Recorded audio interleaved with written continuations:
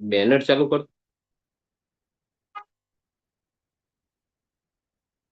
કવિતા મેડમને કહો બેનર ચાલુ કર.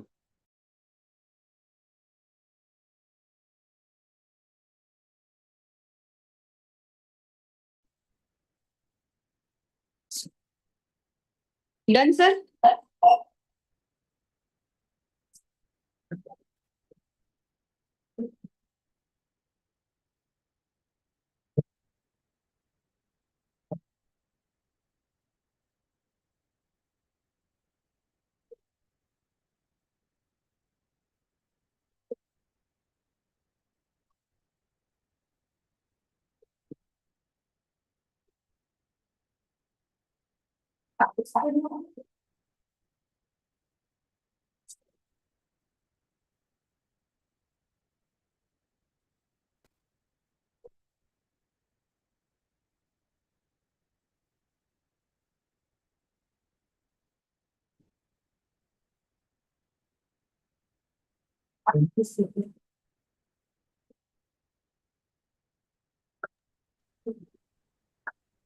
વિનોદ સર આવી ગયા છે?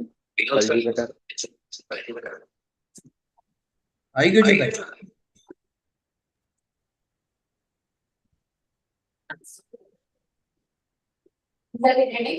Ready.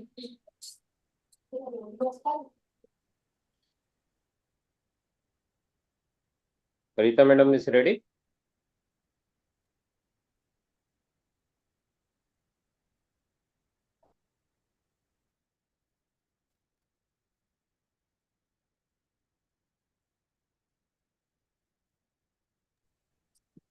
Good afternoon, Vinod sir. Good afternoon, sir. Thank you and The welcome. voice is audible, sir. Yes, sir. Yes, sir. It is audible only. Okay, okay.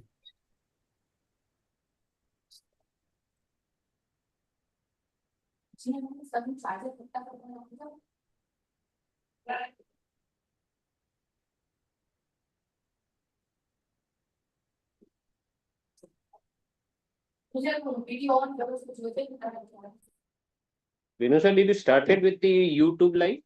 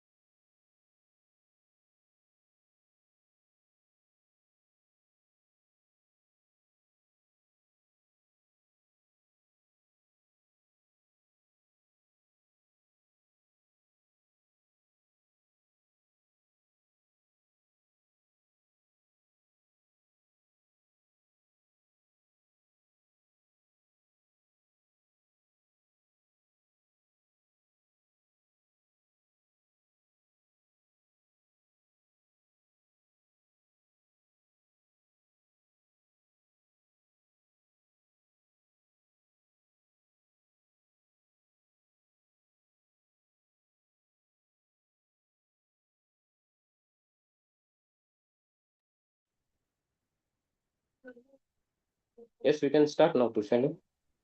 Okay, sir. Okay. Very good afternoon to all and all. Good afternoon, everyone. A very warm and cheerful welcome to all our respected dignitaries, esteemed speaker, moderators, faculty member, participant, and dear student. On behalf of Panchamrut Institute of Nursing and the Nursing Scholars Society, I extend my heartfelt welcome to each one of you. Your presence and active participant truly make this event meaningful and successful. Yesterday, we have two enlightening sessions on the digital illusion and cyberbullying and online harassment, which helped us understand both the hidden reality and challenges of the digital world. Today, we move ahead to explore how social media can positively shape our career while also learning how to maintain a healthy balance in our digital lives.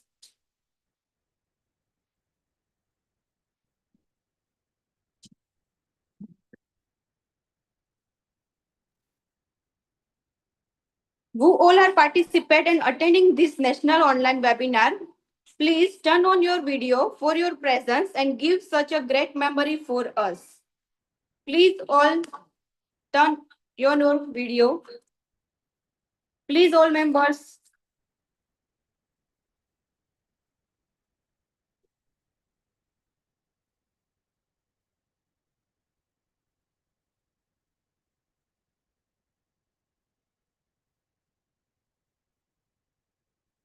Turn on your video. Yes. Aarti madam, good afternoon.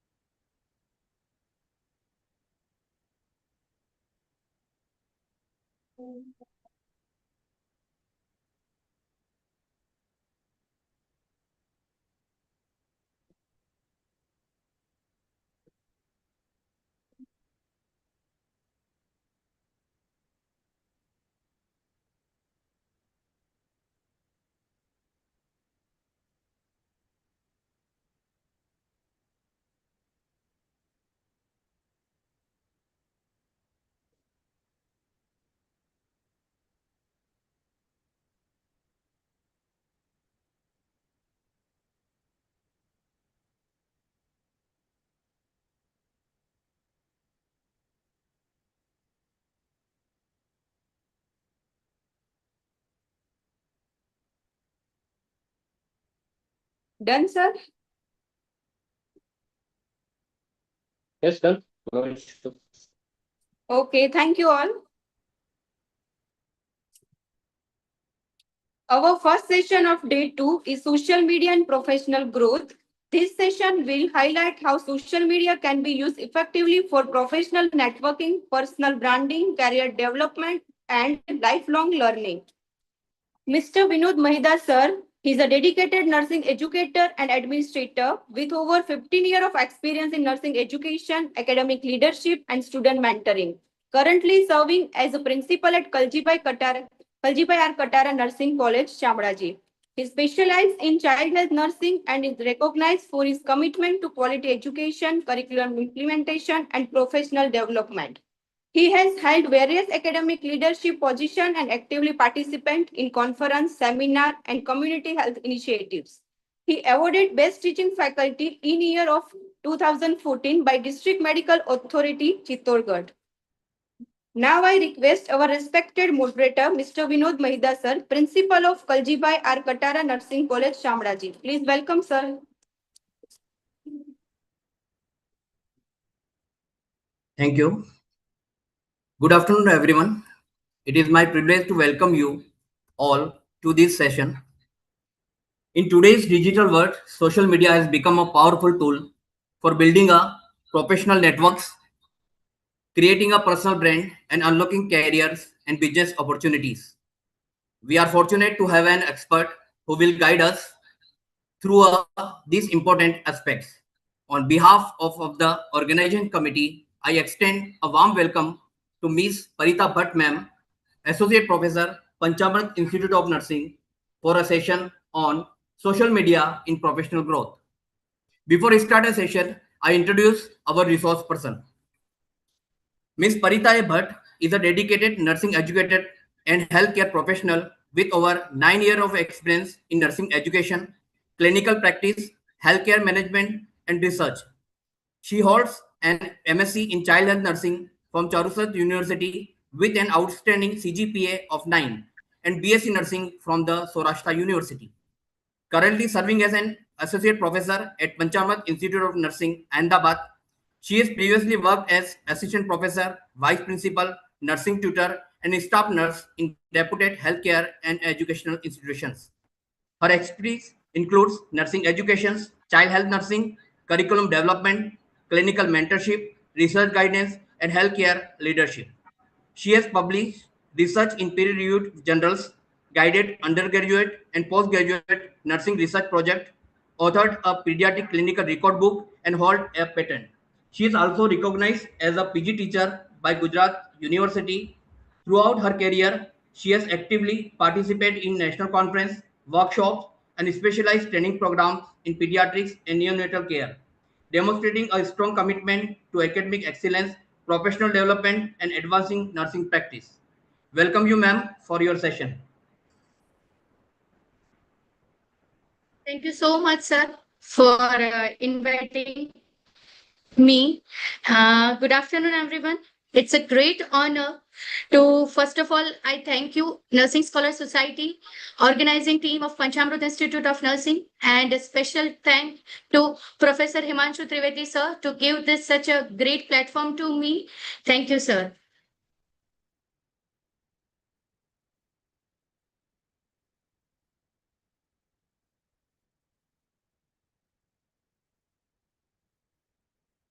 So today's topic is related to the social media. Nowadays, we are using most probably social media very nicely by the students also, by the persons also. So in professionally, we how to use the social media. So today's topic is related to the growth of social media by professionalism. So personally, we can use the Instagram, social medias like Twitter, Facebook, YouTube, WhatsApp, many more things. So first we'll see social media is no longer just a platform for entertainment and communication. It's a one kind of the communication and entertainment platform. So it's become powerful tool for learning, networking, career advancement, and professional development. Professional students, entrepreneurs, healthcare workers, and educators use social media to build knowledge, connect with experts, and create opportunity. It's giving the opportunity to develop the knowledge. We can share our knowledge through the social media by using different kind of platforms. So social media, for example, we can use the LinkedIn. LinkedIn is the educational profile. We can share our whole professional life to the LinkedIn and become a strong. Then Instagram, by the Instagram we can use, then Facebook, then Twitter. Social media is a professional growth. First, we've learned. Before past few decades, we don't know regarding the social media. We are using only Facebook. Like we are posted a photo and we see how much like it is. What is that? What is this? Like this. But we learn nowadays more and communicate and share our photos, our skills through the platform of social media. For example, for the delivering the lecture, we are using the slides, PPTs. So that is the professional growth we can use in the through the social media. Then we can engage with some activities. It's related to the social media. Then we can build the brand. Nowadays, we are making the reels on the Instagram, like all we can see for promoting their marketing, promote their growth. They are engaging with the social media. They are posted some different kind of reels for as a marketing level, and they promote their brands. And we are going there, and we can buy some kind of the items. Then it's give opportunity and marketing choice to develop our business, and it's give the high growth. Then professional growth refers to the continuous development of skills, knowledge, experience, and competencies that helps individuals progress in their careers. Is the career opportunity based? If we can take as a positive way as a social media, so it's a good for us. Nowadays, in engineering fields, in nursing fields, and all kind of the educational parameters, they use the LinkedIn profile and they upload their professional growth. Like for example, in our nursing, we are doing the research work. So how much publications we are doing, how much citations we are doing. So that kind of whole professional works we can upload as a profile, and we can use the social media. But latestly, we are using just for the scrolling, not for the scrolling. We can use for our professional growth, to develop the skill, to develop the knowledge, to develop the experience, to develop the individual progress by their career. So next, how social media supports professional growth. We can continue with the learning education. We can continue the knowledge sharing by the nowadays we are take more online YouTube channels, YouTube pages for the knowledge enhancement. Like, for example, we can take as an NCLEX. So this is nursing competitive examinations, government classes examination. There is whole, we can get knowledge from the online also. So we can share our knowledge, we can impact our, we can gain our knowledge. Then skill development. professional visibility by uploading our professional life through the social media. It's give high reach to the professional career. Then access mentorship. Then benefits of social media for professional growth. What are the benefits? First one is learning. Second one is visibility. Third one is collaboration. Third one is innovation. Then description. For learning, we can use as a educational resources. Visibility, we can assess as a achievement and expertise in particular thing. Then collaboration, our state, we can globally, we can explore our knowledge and new ideas. Then network opportunity. Professional networking is the process of building and maintaining a relationship with individual who can provide information, support, guidance, and career opportunity. Networking in the sense one-to-one communication. If I am having knowledge, so I can share to the other. You can have knowledge, you can share with the others. But is the professional manner to support the people, to support the students, to guide the students for the proper growth of the career opportunities. Then networking involves creating professional relationships that facilitate mutual growth, learning, and career development. It's a mutual growth. If I know, so I will share my knowledge to the other people for their betterment of career and development. Then importance of networking through social media. What is the importance of networking? So global connectivity, global throughout the world, we can share our knowledge through the social media. Then second one is for our future purpose. Then collaboration opportunities, then mentorship and guidance. We by the leading some people and we get the knowledge that is a good mentor is needed in each and everybody's life.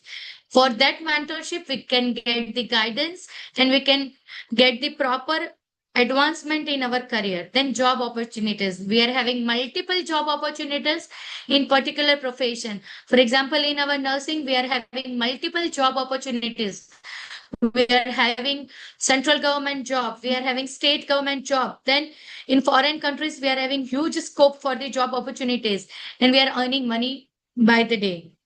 And at the clinical practice also, we are having the huge job opportunities like clinical instructor, nursing educator in learning and development department. We are having multiple job opportunities. Then we are doing the further studies like masters in nursing in different specialty. Then we can complete our MBA. We can complete our more higher education. So we can get good job opportunities in the nursing career. Then what are the networking platforms? So there are different kind of networking platforms are there. First of all, LinkedIn. LinkedIn is a very professional networking website or application that will give the professional networking. Job searching also we can do from the LinkedIn. We post our job profile on the LinkedIn and by the other resources, we can get the job opportunities. Then skill showcasing. Skill in the sense how we can develop the research, how we can develop the patent, how we can develop the whole career opportunity base that we can post it on LinkedIn. Second one is Twitter. Nowadays, all students are very useful to using this kind of the networking platform as a social media. We are using Instagram, we are using Twitter, we are using Snapchat, we are using Facebook, we are using YouTube. In YouTube, differently, we are making a vlog, then we are making a channel. So for the knowledge comparison, we can use this networking platform, not for the other sites. So for Twitter, we can use the industry discussion, professional updates, networking with the experts. We can lively connect with the experts and we can talk with for the career opportunities. Then Facebook groups. Facebook are very aware about the all the persons who all are living in social life, because we are daily basis we are using Facebook, right? Yes, definitely all people, all human beings are for not for professional growth, I think so, but for your personal use, you are using, right? Facebook for posted your photos, getting likes, make videos for popularity, for the other filters we are using for posted a photo. But as a professional communication, also we can use the Facebook for the career opportunity, like a professional communities, peer supports. Peer supports in the sense what we are using multiple people to support to promote our professional life in the social media, and we are making the professional communities over there, and we can chat over there, and we can get communication within different countries and different states for related to career opportunity. Then learning from industries and leaders and educational channels are these two are YouTube component networking platform. By the using different channels to get the knowledge, then educational channels we can promote the knowledge and get this idea. In distance education, in distance education, most students are using this educational channels to get the knowledge online platform. Then tips for effective networking. What are the main tips we can follow? Create a good professional profile on social media. Be active and engage regularly. Yes, we have to active and engage regularly as a professional way, not a personal use. Then share valuable content on the social media. Then maintain professional communication between two persons. Then building genius relationship. This is the maintaining. We in Facebook or Instagram we are giving follow request and friend request to accept it. For why? Whatever we posted, they can see, they can visualize in their IDs, right? So, but in a professional communication, we have to maintain in the professional profiles, like different pages are there for Nursing Scholar Society hai, फिर NRSI hai. So there are different kind of multiple channel networking as a professional profiles are there to develop our career opportunity in our personal use to better professional knowledge.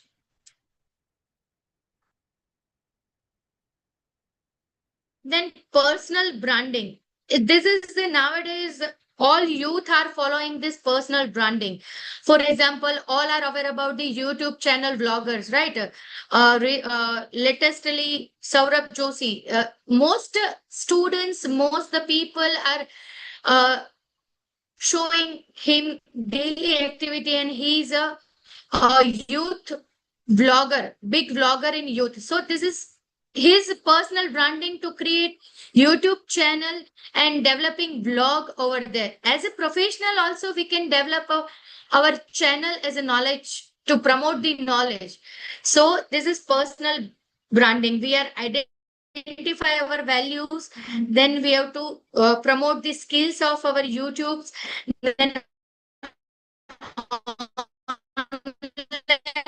presence, then story, everyday social media, then reputation. By this, we are making the reputations. So, personal branding is the process of creating and managing unique professional identity and reputation. Is giving a reputation platform as a professional.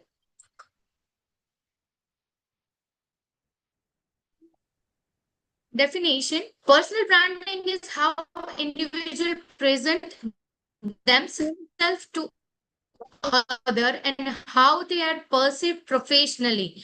Professionally, how we can manage the social media. So, why personal branding is matter? Why personal? We have to popular. First, builds credibility, create recognition, then enhance the career opportunity. Personal branding matters. We are follow to give the professional platforms on social media. Elements of personal branding. First of all, a professional profile, consistent content, professional communication, communication and authenticity. Professional profile, we have to make professional profile on YouTube, either Twitter, either Facebook, either Instagram, and either in WhatsApp. And nowadays WhatsApp are also creating some communities, so we can add in community and we can give the subjective name over there and we can make our profile. Then constitute and content, constantly we have to give knowledgeable content to each and every social media which we are using, either YouTube, either WhatsApp, either Instagram, either Facebook. Then professional communication, who all are participating professionally in your social media ID, that should be communicated professionally, not personally. Then authenticity, authenticity is based on completely professionalism. We have to maintain the professional relationship between the candidate and channels. Step to building personal brand, how we can manage or build our personal brand. First, identify your strength. Strength in the sense, what is the positive for us and what is the negative for us. Obviously, positive things are strength of us.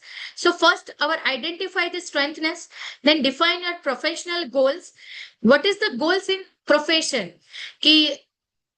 We completed our BSc nursing. So my goal is to complete my MSc. My goal is to complete my PhD. Goal is to complete my central government job. So as a professionally, this is the nursing professional goals, right? So professional growth, how we can develop at the social media, how we can professional goals we can make and we can perform very well through the social media for the publicity. Then create a professional online profile. We can make a profile online. Yes, nowadays everybody are having social media profile in their like Instagram, YouTube, then Twitter, Snapchat, all social media nowadays youth are using. Engage with your audience. Continuously we are engaging with our audience. Then demonstrate expertise. Whatever we are in experts, that should be on social media and posted regularly. Then maintain professionalism between the two persons. Then career and business development. Yes, this is the also is the one kind of earning platform to each and everybody. Then if we are having more followers, then we are getting YouTube. In YouTube, they are having more followers, subscription, so we can get the silver button, golden button. So this is the career business development for the YouTube. As we have the knowledge channel as our channel on YouTube. So what are the components? Social media plays significant role in career growth and business expansion by providing opportunities to promotion, communication, and recruitment and customer engagement.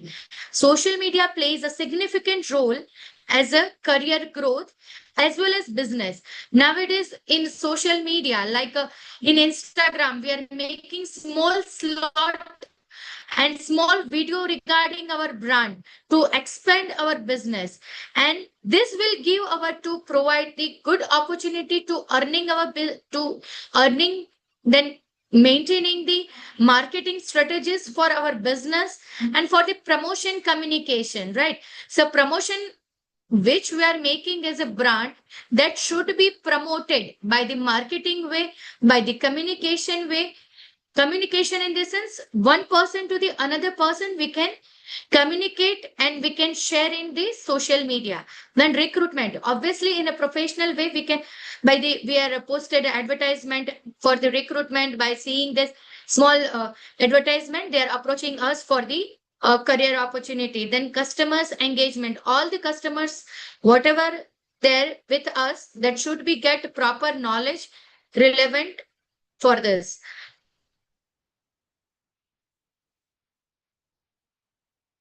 Then career development through the social media. We can job searching are there. We professional development are there. portfolio development are there, and career advancement are there. Nowadays, we are using social media. If we want to go in particular thing, so we can use the social media. First, we will check the rating star. कि 5 star है, 4 star है, 3 star है. What is the rating of that? Then we will approach to particular thing. For example, in hotel, we are going for dinner, right? So we can check in Google, what is the star, what is the rating, what is the menu, what is the price rate. So everything we can get from the social media.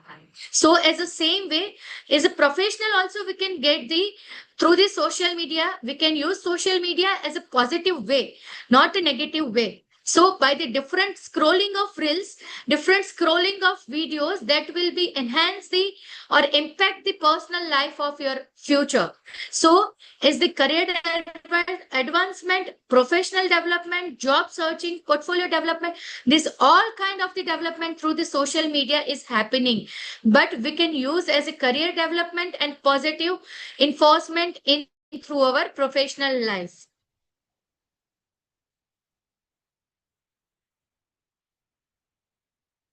So business development through the social media. Yes, definitely we can do the business and earning the money. As previous I told, marketing and promotion, brand awareness, customer management, lead generation.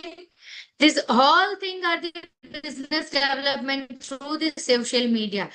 We can do the marketing, we can do the promotion of our brand, then awareness of the branding. We can take a customer from the online. मतलब कि यहाँ पे कोई cell लगा है, ऐसा कोई video viral होता है, so we can go directly. अगर ये रील दिखाओगे तो आपको 10% डिस्काउंट मिलेगा. Definitely this is the marketing strategist to solve that thing and make a brand and making a earning platform. So we can take a social media as a positive way and give the proper platform to the marketing channel, brand channel, and justify the customer requirement through the social media. Then lead generation. Previously, we cannot use this kind of the social media for the promotion, for the marketing, for making a brand. We can go door to door. Salesmen are coming and they sell that product. If we get good, so we can purchase. If we didn't get proper, so we didn't get. So this is the main social media platform is giving good brand, good marketing, and good promotion for the business development also.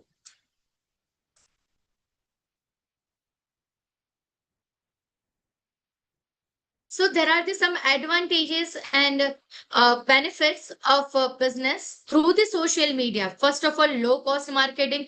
Obviously, there is no payment we are giving to marketing channels.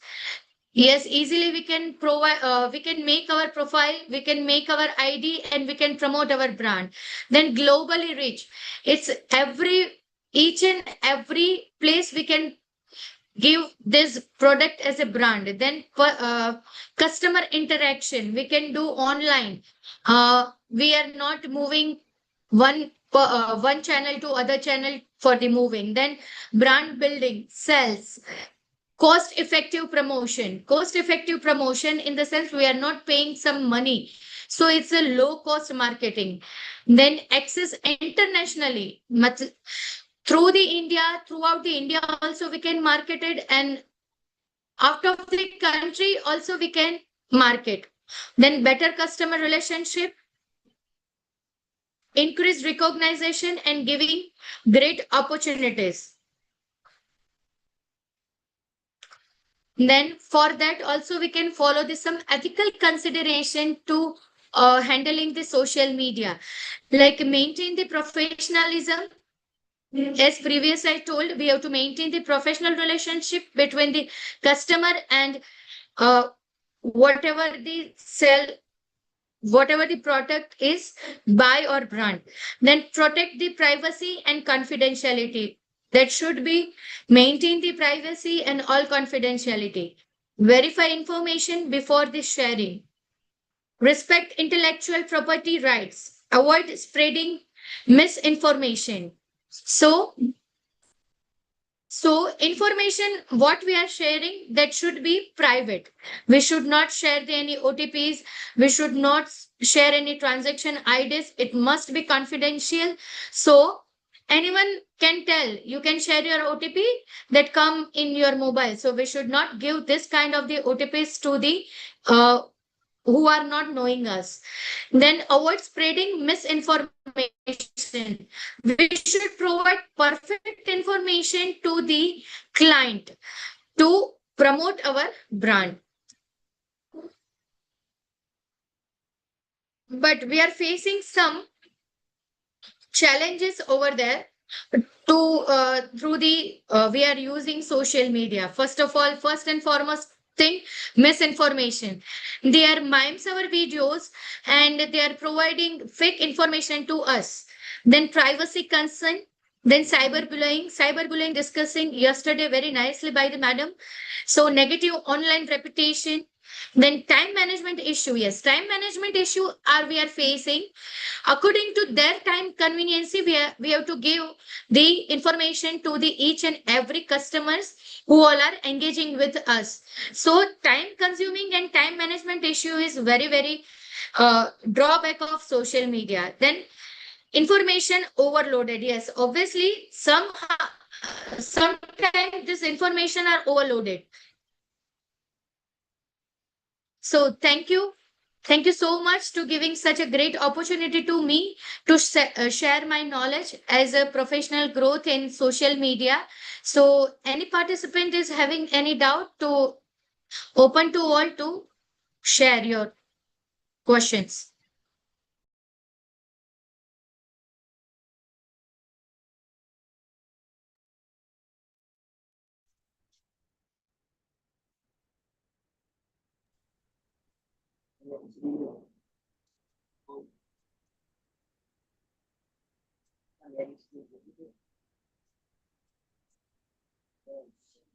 Anyone have it? Any doubt?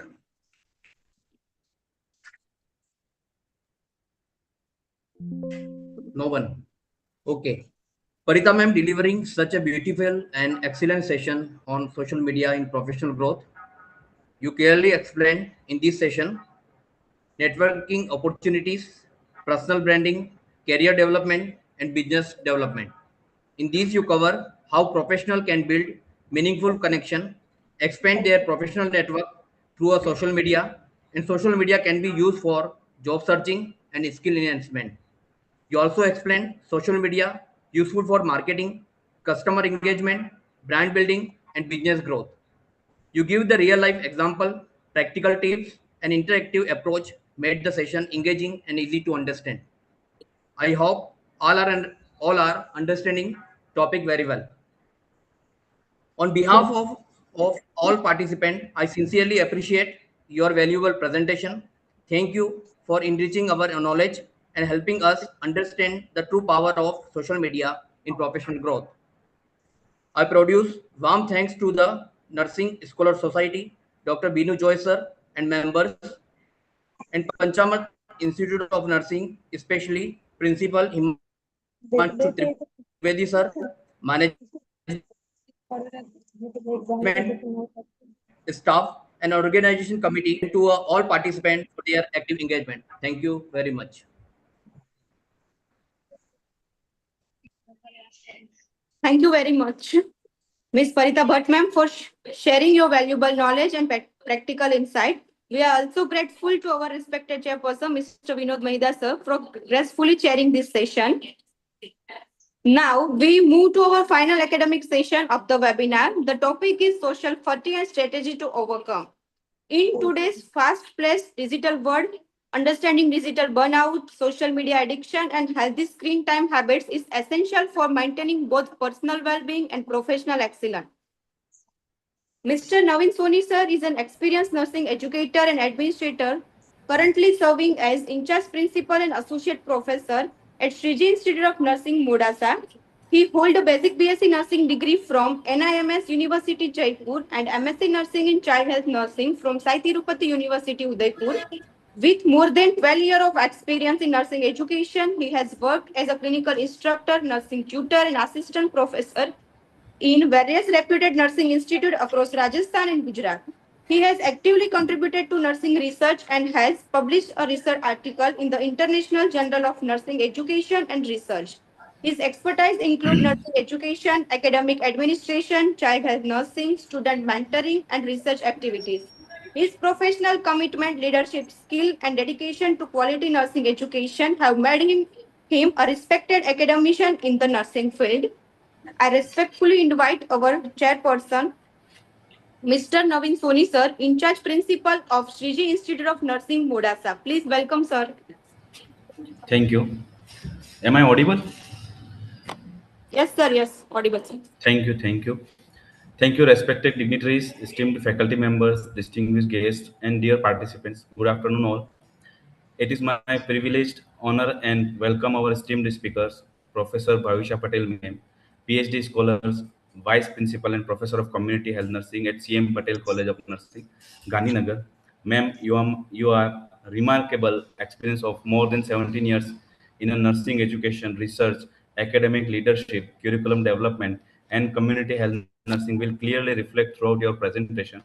Your dedication to nursing education, your contribution through research publications, national and international conference, workshops, webinars, and academic mentorship, continue to inspiring the entire nursing fraternity. Madam, will take a session on social fatigue and strategy to overcome as a part of webinar, The Untold Story of Social Media. Welcome, ma'am. Please start your session, ma'am.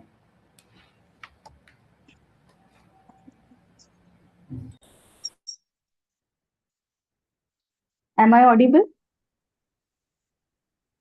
Yes, ma'am. Yes, ma'am, audible.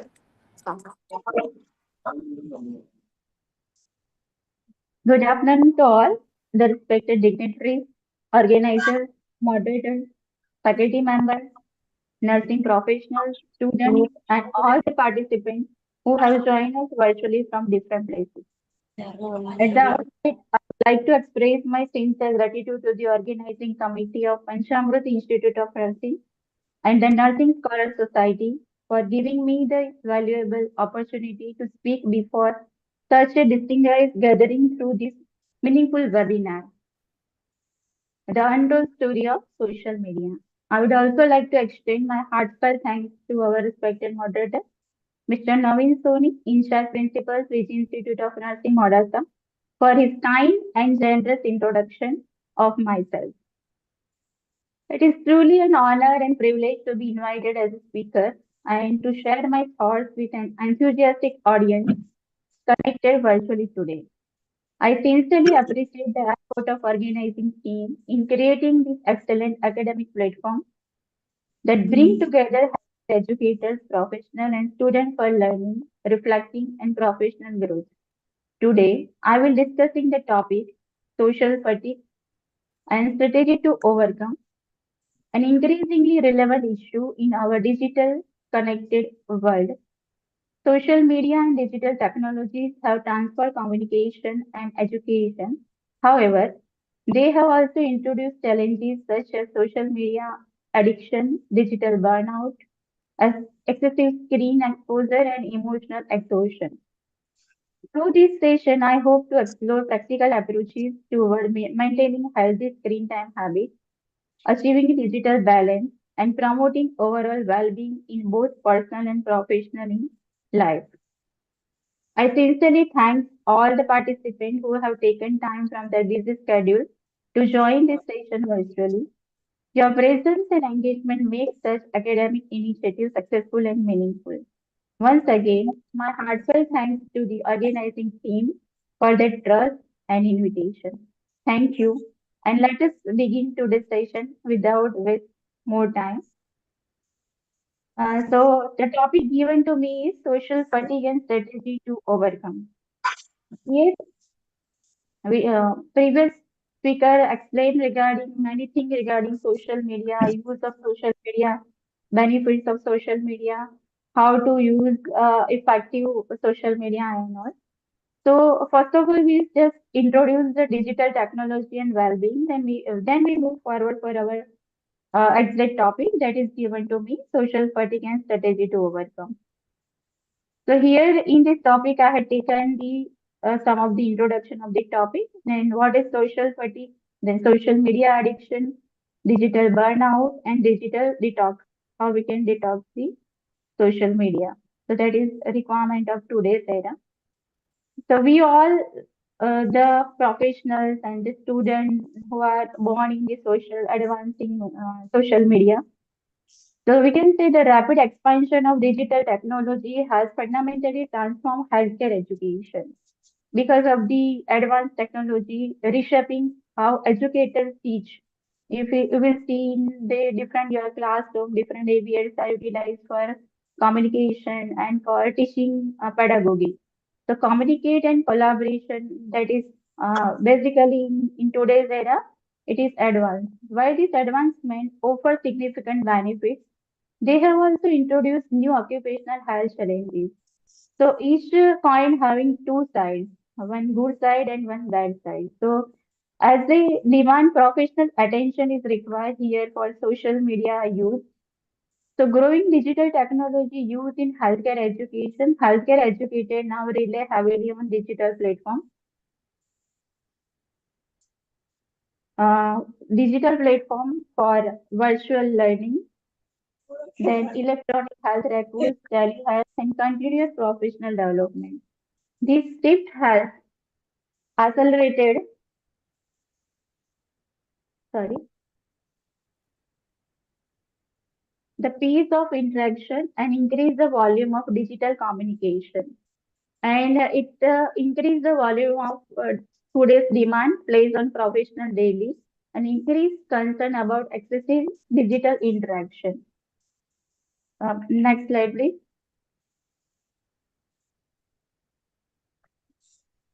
So as the digital engagement intensifies, concern are mounting around the psychological and physical toll of prolonged screen time and constant connectivity. Excessive digital interaction has been linked to mental fatigue, reduced concentration, emotional exhaustion, and diminished work-life balance among healthcare professionals. Professional responsibility to promote digital well-being. Healthcare educators hold a unique position of influence, and beyond managing their own digital health, they carry a professional responsibility to model the balanced technology use and to equip future healthcare professionals with the knowledge, skill to navigate the digital landscape sustainability. And promoting digital well-being is not merely a personal concern; it is an institutional and ethical imperative. So, as our previous speaker told, you, social media is very much important nowadays for communication purpose, for live a life. We all know without social media, no one can live. But side by side, there are certain challenges also we face day by day. So here we'll see which are the certain challenges we face. So from that, one of that is social fatigue. So let us, next slide please.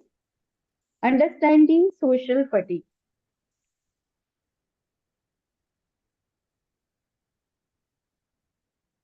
So fatigue, the word is not a new, but social fatigue is defined as a state of exhaustion resulting from excessive social and digital interaction.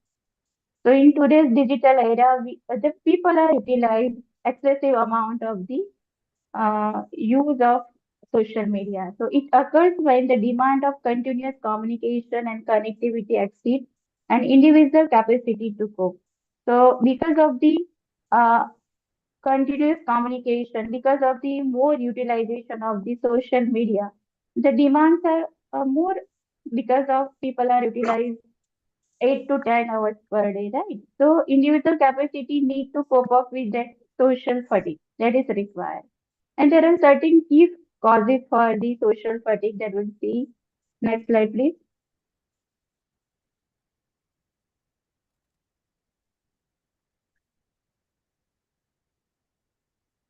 Next slide.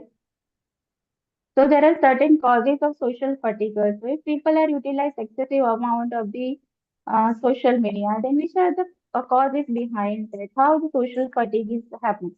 So excessive interaction and communication.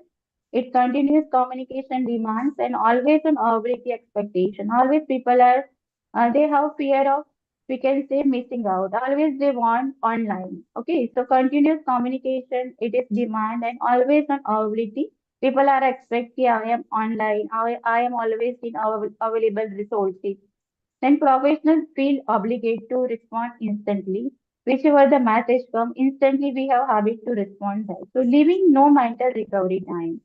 Then emotional exhaustion is happen. So fear of missing out. A certain message may be missed by me. So I need to be online. I need to constantly watch the my social media. So I need to give the answer for certain type of the messages or so that is called as a FOMO. That is fear of missing out. That is one of the cause of social fatigue. Then continuously or compulsive checking of the social platform, constant emotional investment in social interaction lead to deep exhaustion and feeling emotionally drained. So if you constantly see the social media for more than 8 to 10 hours, or we can say more than 6 to 7 hours, then you feel emotionally drained. Emotionally drained means your emotion is fog it out and you are like your battery is over and it is like 0 percentage. Okay, so it called as a emotionally drained.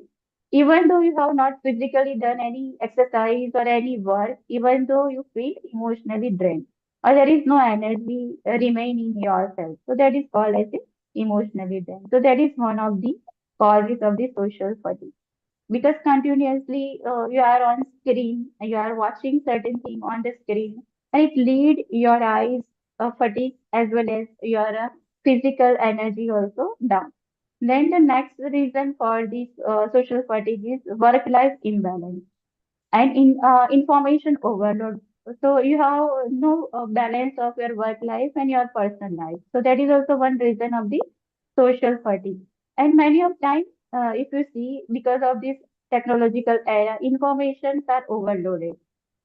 So if you want to learn something, then you just scratch it out or you find out the many things, many social media will find out and you want to try to learn that. So there are too many information overload in your brain and it leads to certain type of the fatigue. Then blur boundaries between professional and personal life. And combined with an overwhelming volume of the digital information, it accelerates mental fatigue and reduce overall well-being. So there are these three, four causes of the social fatigue. Let us see the next point. Silent symptoms of social fatigue. Please next slide. So if person have constant, they utilize the social media or multimedia, then which are the silent symptoms we can observe on that? So there are certain silent symptoms we see in our body, like mental symptoms arise, emotional symptoms are there, behavioral symptom we'll observe, then physical symptoms. We'll see one by one. If we talk about the mental symptoms, when people feel about social fatigue, which are the mental symptoms? Maybe we'll check from the person. So persistent tiredness and low energy level and reduced concentration and difficulty focusing, mental fog and decreased cognitive clarity. Okay? So this because of the constant use of the digital world, persistent tiredness feel by the person. Person feel the low energy, and it reduce the focus level. It reduce the concentration. And as a student, you cannot focus for your study. As a professional worker cannot focus for his job, for a patient care if you work in a hospital side, then decrease the patient quality output. So that type of the symptom we'll see mental symptom. Then emotional symptoms. Emotionally, how this digital world is affect to our body. So it increase the irritability and mood swings. So we cannot say कि the person is happy just in a moment and after 10 minutes or after half an hour, what is his mood? So we can able to judge that. So emotional swings are there. Then feeling emotionally drained after interaction, sense of overwhelm and emotional depletion is there. So many of times sense of overwhelm is also will see because of the multimedia use. And emotional drain out, emotional depletion, that is also will see in emotional symptoms. If we talk about behavioral symptoms, so social withdrawal. The person who are constantly on screen, they may be detached from the social life or feel loneliness. And social and awareness of interaction is there. Then decrease participation in group activities. So if, as a student, if you are in college life, or as a student, if you are studying in a school, then you can see your interaction with the group of people is very less. You feel lonely. You don't like to be share our ideas and view with the people.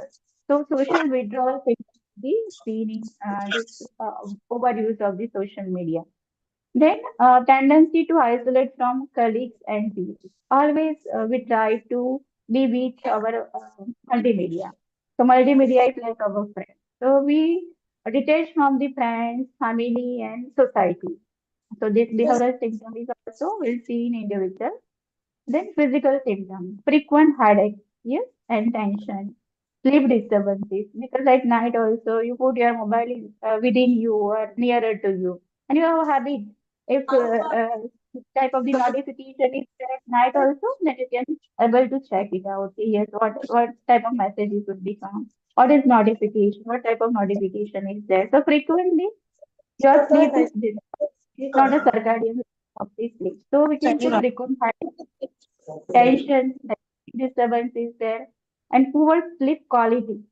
Right. The sleep is not completed. 6 to 7 hours sleep is required for every normal healthy individual. But because of the more utilization of the multimedia, the sleep is disturbed. So poor sleep quality is there. Then eye strain because of constant watching the screen. So eye strain from prolonged screen exposure. This type of silent symptom we'll see in social fatigue. Then next, please. Then prolonged social fatigue lead to significant stress-related health issues also. Next slide, please.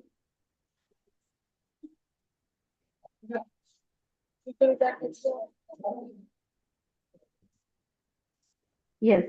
So, like this, other symptom also is the psychological, physical, and social impact on every individual because of the social fatigue. Prolonged social fatigue, significant stress-related health issues, including elevated cortisol level and weakened immune response. And healthcare educators frequently experience disruption, chronic fatigue, then reduce their capacity for effective teaching and patient care. These physical consequences compound over time, making early recognition and intervention essential for professional well-being. So here, if you see one body is there utilize elevated cortisol level. Okay, so because of the more utilization of the social media and all, cortisol level is increased and it weakens the immune response. And because of that, there are many symptoms, physical symptoms, psychological symptoms that may be seen in the individual. Then sustained social overload contribute to attention deficit and cognitive decline, impaired decision making and critical thinking, emotional exhaustion further impact both social and professional life, leading to reduced empathy, interpersonal withdrawal, and diminished job performance. Addressing this impact proactively is a vital for maintaining high standards in healthcare education. So, psychological, physical, and social impact also seen on individual health. Now, it is important point to discuss over here for social fatigue. Next slide, please.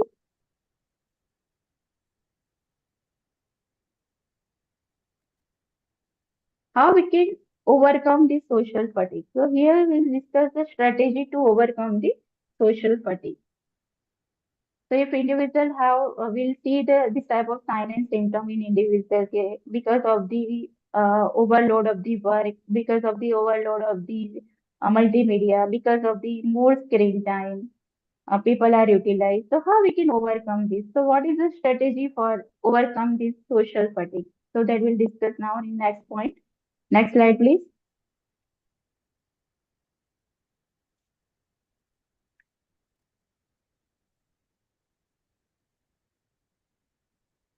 So in that we can limit the social interaction. So here we can having limitation of the social interaction, like we can have limited time of the screen time.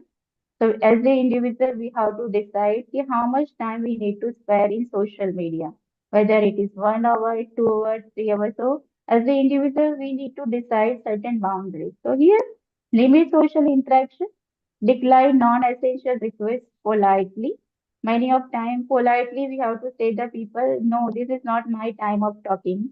This is not my time of the social media.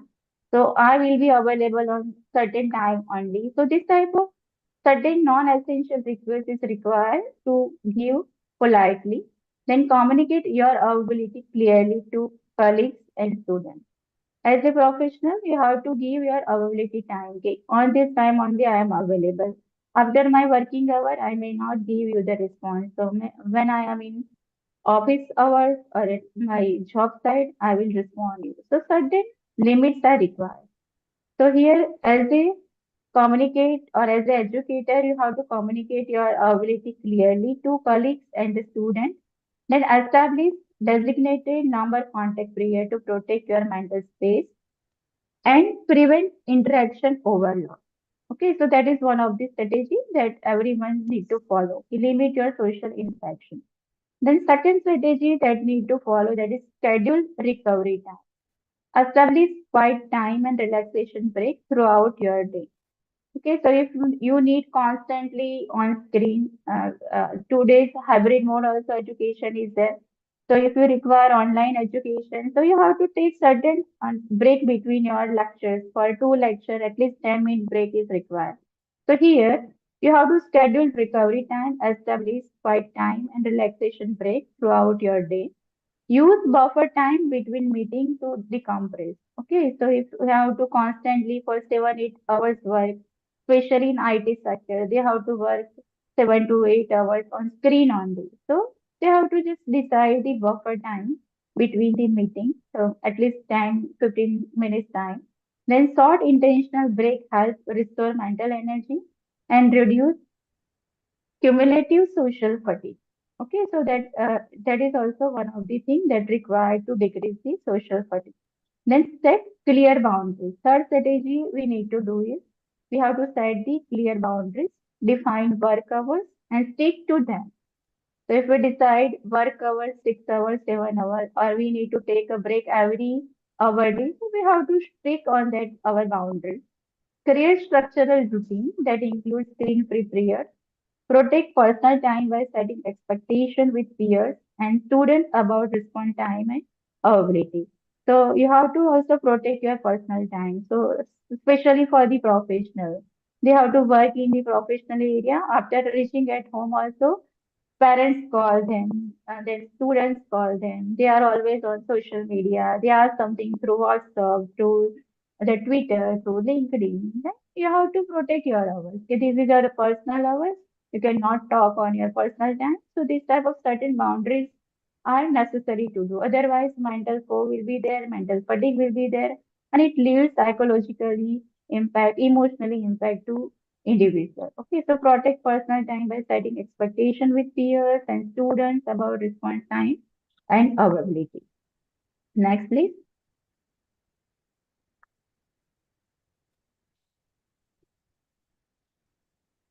Then mindful communication.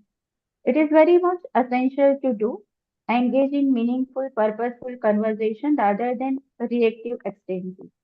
Face-to-face conversation is very much important. Nowadays, in digital era, people have no time to talk with the friends or families. They only talk through the social media, through WhatsApp, through Snapchat and all. But face-to-face time, or we can say the mindful communication is very essential for decrease this type of social fatigue. So practice active listening to foster genuine connection and reduce the emotional drain of surface level digital interaction. Then balance online and offline activities. Incorporate your hobbies. So everyone has certain hobbies like painting, dancing, singing, and listening music. So this type of the activities also need to do. So it will also reduce your social fatigue. So physical exercise also we can do outdoor time into your routine. Self-care practice such as yoga, meditation, and constant sleep routine that will consistent sleep routine help to restore mental and emotional energy. So that sleep is also important, right? So 6-7 hours sleep it is maybe not completed. then also the social fatigue may be arise. So balance your online and offline activity. So that is also one of the strategy to overcome the social fatigue. Then create supportive environment. That is also very good essential nowadays because everyone they are utilize the social media. No one have time for each other. So if we see this type of supportive environment is not there, so we have to search out this type of people who will spare the time with you at the outdoor activity, at your yoga session or guided imaginary yoga session may be there. So at that point you have to spare your time. So here we can say designate device free zone at home and in the workplace.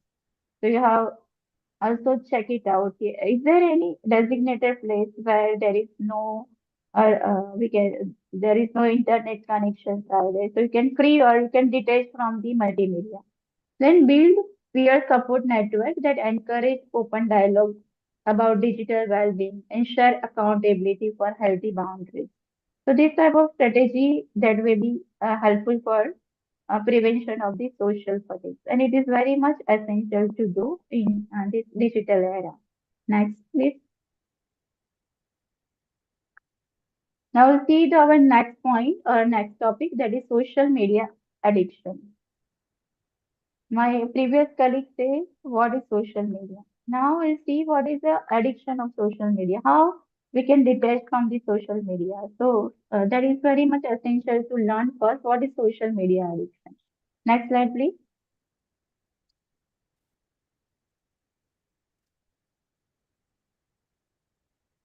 Social media addiction refers to the compulsive and excessive use of social media platforms that significantly interfere with the daily life, professional responsibility, and personal well-being. So here we can say addiction means you have a person with compulsive and excessive use of social media platform. So they have compulsive to check out the messages, check out the mails, check out the whichever the message delivered by the authority, whichever the message delivered by the friends and families. So they have habit to check it there. Okay, so one day the habit may be converted in an addiction.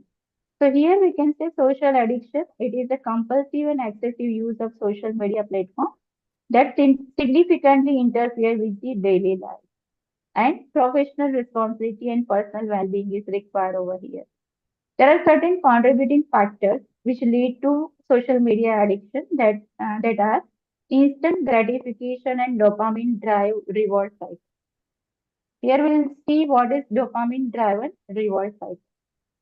In today's era, we have habits of if we put our status in WhatsApp or maybe Facebook feed or story we feed, then immediately we check it out. How many people like our story? How many people give us the what we can say seen our status or not?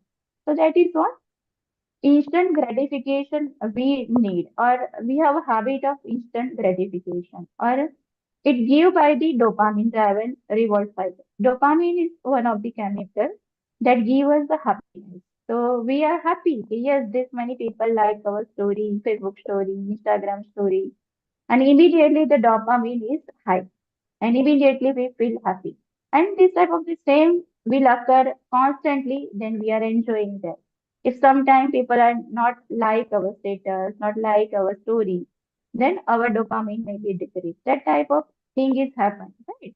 So it's called instant gratification and dopamine driving reward cycle. So what is dopamine? It is a brain chemical that make you feel pleasure, motivation, and satisfaction.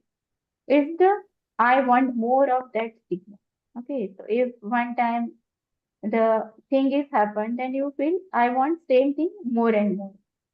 Dopamine driven reward when you keep doing something mainly because your brain got a dopamine hit from it before and now it crave that feeling again.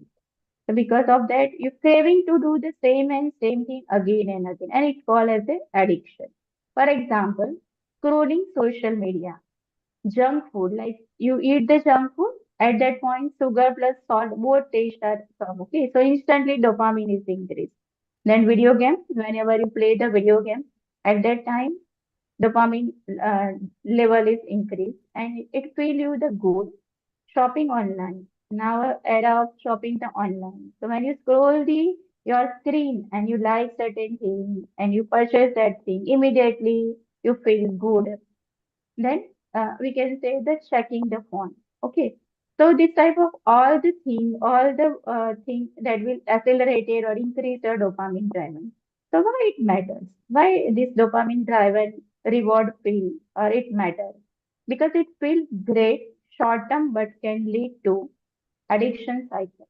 Okay. Short term, immediately you feel gratification, immediately you feel happy or good. But it happen again and again. Then it will give certain clues to the people or mind. Okay, here you need to stop it out. Here some addiction will be there. Okay. So addiction cycle, you need more to get the same feeling. Then sometimes less motivation, same feeling for slow reward.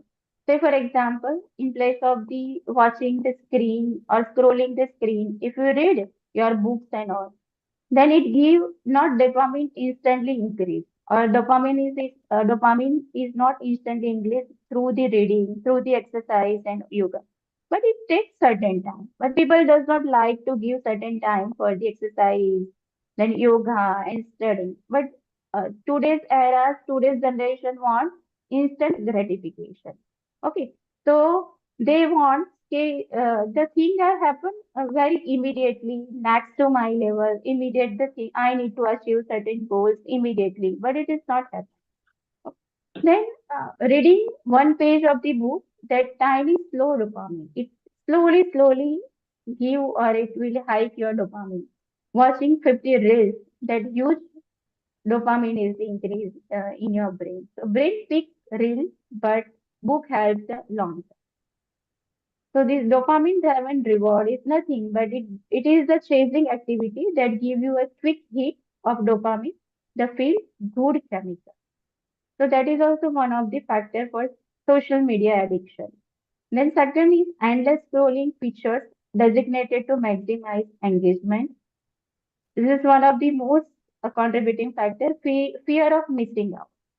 This driving compulsive checking behavior. Okay, if I am not online, if I am not present at the time of the certain live broadcasting, then I will miss certain things. If I'm not scroll out the screen, if I'm not increase my screen time, then I may lose something. I may not aware about something, right? So that is the factors or that is the thing we can call as a fear of missing out. Then notification habits, creating constant interruption and urge to respond in our phone, in our personal computer or laptop, we have certain notification. Constantly it is come and it is interrupted to individual. And because of this notification, always we try to check the notification, what is there. We have to read that.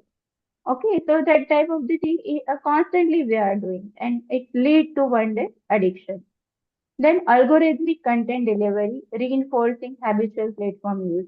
So if you scroll the screen, then if you see certain videos, then the computer screen or memory of the computer that is identify your choice, your interest, and same type of the videos, same type of the things. Whenever you use the next time, the same video, same type of your interest videos, reels maybe come in your screen. So you like that one.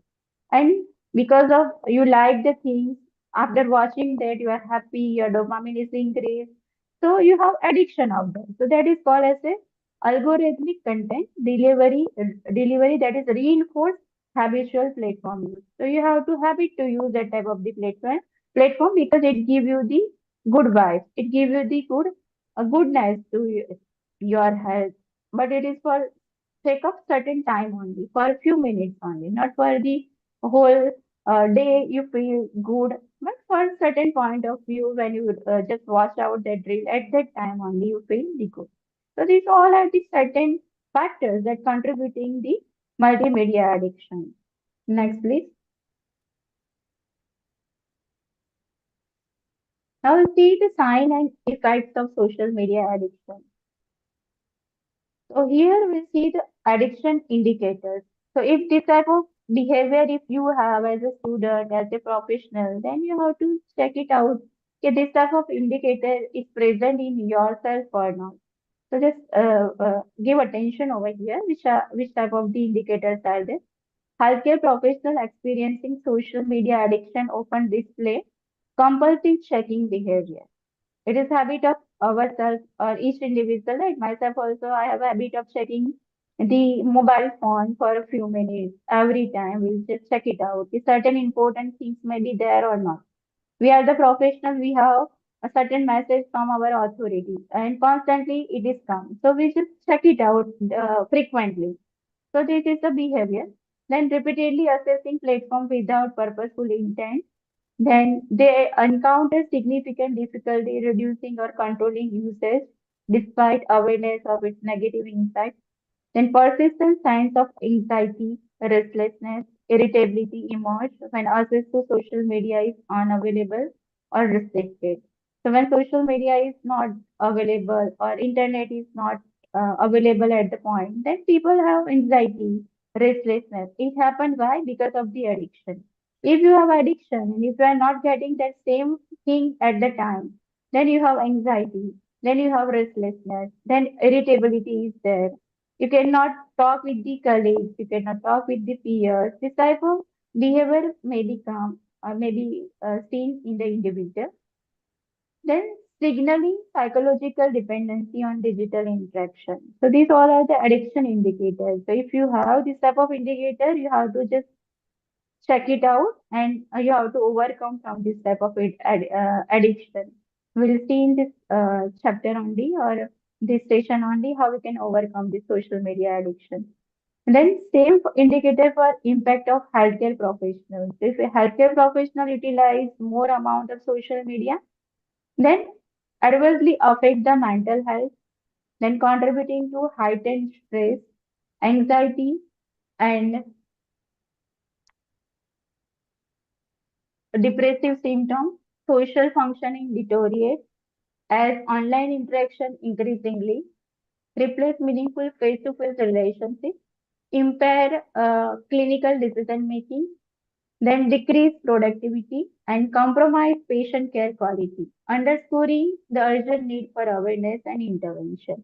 As a professional, if this type of features may be seen in the individual, then we have to urgently take certain steps for that because it lead to the professional job. You have certain problem in your professional also. If you are working in a practical area, then your quality of care is also diminished due to excessive use of the social media. So that need to check it out. Next, we just check it out how we can assess and tracking this social media addiction. Next slide, please.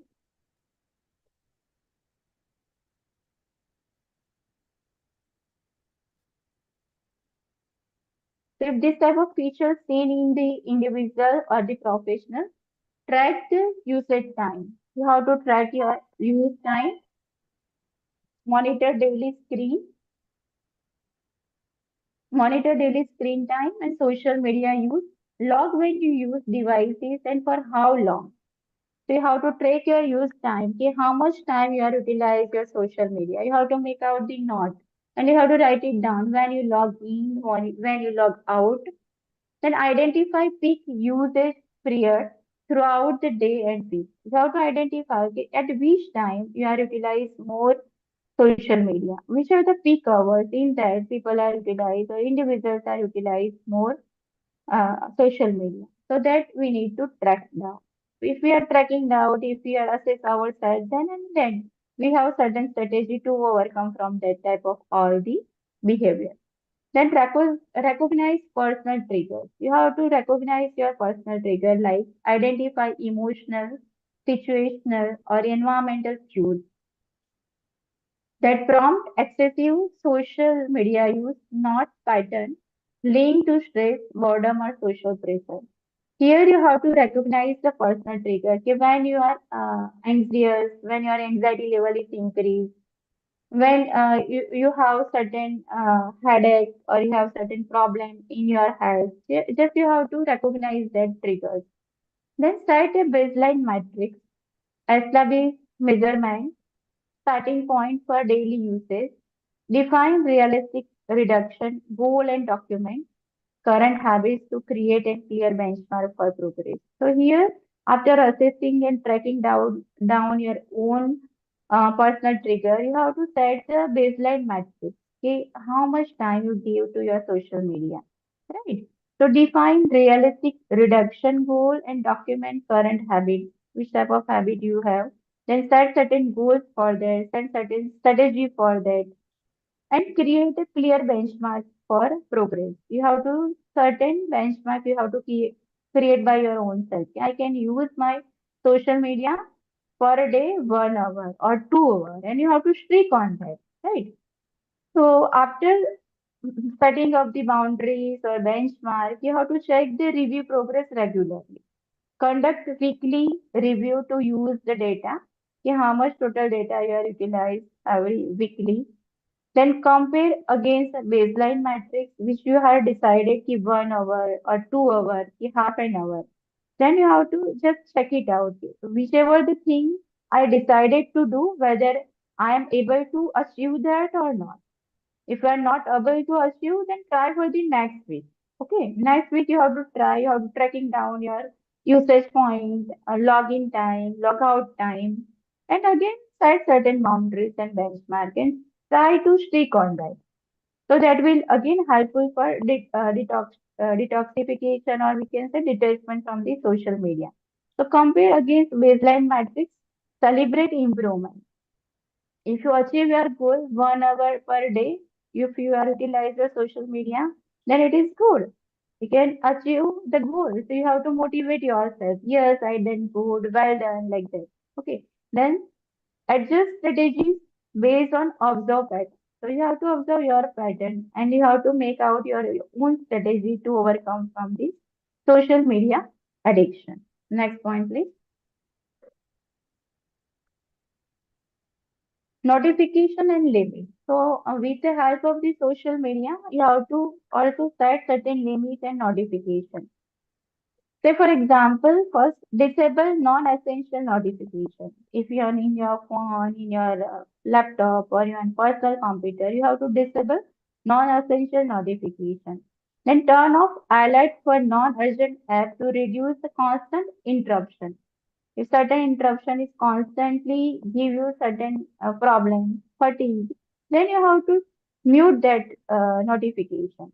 Then keep only critical notification active to protect focus and minimize digital distraction throughout the workday. So like that way, if you are disable the non-essential notification, then it will what we can say decrease your this problem or social media addiction. You can have a healthy practice afterwards. So if you disable all these non-essential notifications, then second thing we have to limit that. Set daily app usage limit. Use built-in screen time tool to keep daily use of social media and entertainment apps. So in your mobile, in your social media, you have to upload the utilize or the motivated application only. So it gives you the good knowledge also, and it will helpful to decrease certain type of the anxiety and stress also. And you have to also limit during meal and bedtime to reinforce healthy boundaries. So whenever you have taken the meal, at that time stop to watching certain multimedia or the mobile. Many of time we observe that at the time of the meal, at the time of the sleep time also people are with their mobiles only, or with their laptops only, or with their tablets only. Okay, so at that time, it is your time, your me time. So you have to just detach from the social media. So that type of limitation is required for each and every individual. Otherwise, the symptoms may be in your body. If you see the social fatigue is there, addiction may be there. You cannot live without that. If internet may not there, then you feel anxious. Then anxiety may be there. So this type of symptom immediately will see in individual. So you have, as an individual, we have to limit the hours of our social media. And especially we have to avoid at the meal time, at the bedtime, when we are at the family, after completion of your job and all, when you have family time, just give time to your child, to your husband or your family or a near and dear. Don't spend more time with your multimedia. So that is the second limitation. Then accountability system. Partner with a colleague or use dedicated app to monitor and enforce usage goals. Review progress regularly. Adjust limits as needed to sustain long-term digital well-being. So you have to accountable by yourself. And this type of one or two friend if you have to make, they give always accountable for you. Okay? They can just tell you this is not a time of the multimedia. Okay, stop to watching this unnecessary scrolling or unnecessary video and all. So this type of accountable system is also required for de-addiction of the social media. So these are the certain notification and limits that every individual need to follow for de-addiction of the social media. Next, please. So next, please.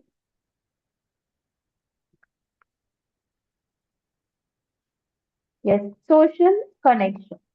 In today's era, in multimedia era, advancement era, we forget social connection. Many of time we are not knowing who are living next to us, right? So social connection is very much important and it will be replaced your social media. So social connection replace online interaction with face-to-face meeting, scheduled regular in-personal gathering with colleagues, friends, or family to rebuild meaningful human connection and reduce reliance on digital communication. Right? So whenever you get time per day, per weekend, just get together with the families and friends. So it will give you the more boost of dopamine and it will helpful for you for remove your stress level, anxiety level, or emotional. If you are drained out, then your friends and family will increase your dopamine. Right? So social connection is replacement is necessary uh, in today's era. Then second thing is it is required to replace that is entertainment and hobby. Okay, substitute screen time with enriching offline activities such as reading books, journaling, then painting, then pursuing creative hobbies that stimulate the mind and provide genuine relaxation. So here one word is that is necessary to do by everyone in today's era, that is journaling. So let us see what is journaling. Okay. Regularly writing down your thoughts, feelings, ideas, usually in a notebook or an application. If you have certain application, you can write down your thoughts, your feelings, your experience or your idea in that. It is we can say it is different than the diary. Journaling is a different than the diary. In diary, usually just we write it down the daily event, but in journaling, we can be event plus feeling plus goal plus random ideas and many more. So it is flexible. Here in journaling, we can write down our feeling also. We can write down our goal also, and it will this type of habit decrease the social media addiction. There are in Gujarati we'll say in our Gujarati word we can say રોજ રાત્રે 5 minute બેસીને આજે શું સારું કર્યું, શું સારું થયું અને શું શીખ્યા એ લખ. એ પણ એક journaling છે. So there are four, five types of journaling. One of that is daily journal or daily diary. What happened today plus how you felt. For example, today meeting was stressful, but I handled it well. So that type of daily journal or daily diary is there. Then gratitude journal is also there. That in gratitude journal, three things you have to write like thankful for each day. For example, good आज मैंने बहुत अच्छी चाय P, good chai, then friends call, then finish my work today. So these were the three good points that you have to write it down in your notebook. So that is called gratitude journal. Then reflective journal, processing emotional or problem. For example, why did that argument upset me so much? So that you can write it down. कि why you are upset? What type of thing you had done because of that reason you are upset? You have anxiety or fear. So that called as a reflective journal. Then bullet journal. Bullet journal means a mix of to-do list. In bullet journal, we can write it down, see our to-do list, what we are able to do today, which type of things I have to finish today, which are my goals, then habit trackers, quick notes, that all including bullet journal. Then work journal. In that you can write it down, your track project, your wins, lesson learned, use a lot to fight burnout. So this type of thing you can write it down in journaling. So journaling, that is one of the good point of replacement in social media era. Then certain hobbies like painting, then creative hobbies that stimulate the mind, provide genuine relaxation. That's second replacement. Then third replacement, that is achievement activities. Channel energy into professional development, courses, physical exercise, or outdoor activities. This pursuit builds skills, improve well-being, and provide a sense of accomplishment beyond digital engagement. So achievement activities, or that is also replacement habit for social media addiction. So this all we can do for de-addiction of the social media. Habit replacement, a certain strategy we can follow. The next point we will see digital burnout. Now, what is digital burnout? The question is what is digital burnout? Digital burnout, it is state of chronic exhaustion and disengagement resulting from prolonged and excessive exposure to digital demand in workplace. Okay, so it is a chronic exhaustion. After doing lots of work, after watching lots of videos, after 6, 7 hours screen time, the people have chronic exhaustion and it disengagement, and it is resulting from prolonged excessive exposure to digital demand in the workplace. There are certain causes of the digital burnout that are extended working hours involving continuous screen use, overload from virtual meeting and online collaboration, constant availability expectation beyond working hours, information overload from emails, notification, and digital platforms, lack of clear boundaries between professional and personal and reduced opportunity for genuine rest and mental recovery. These all are the causes of the chronic exhaustion, or you can say the digital burnout. Let us see the symptoms or the consequences of digital burnout. Next point, please. So, if we have constant or prolonged excessive exposure of digital demand, then physical symptoms, psychological symptoms, workplace performance, and patient care quality. In each and every point, we'll see certain diminish or decrease level. Next slide, please. In physical symptoms,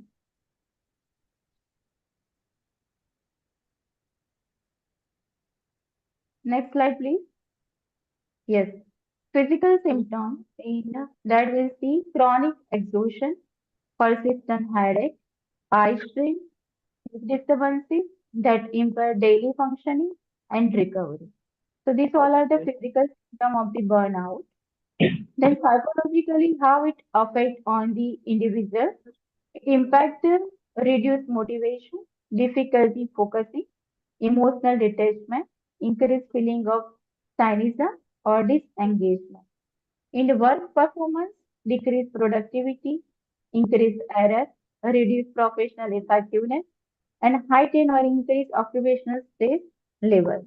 In patient care quality, impair clinical decision making, reduce empathy, compromise quality of care, and deliver to patients and students. So quality care is also diminished due to the prolonged hours of the working or prolonged hour of digital media working. Next slide, please. Work break and boundaries. So for digital burnout, certain breaks and boundaries are required.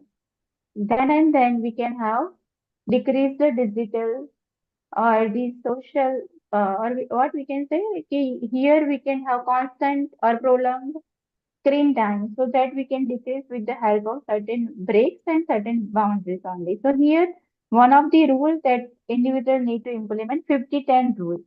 Work for 50 focus minutes and then take a 10-minute break for mental reset.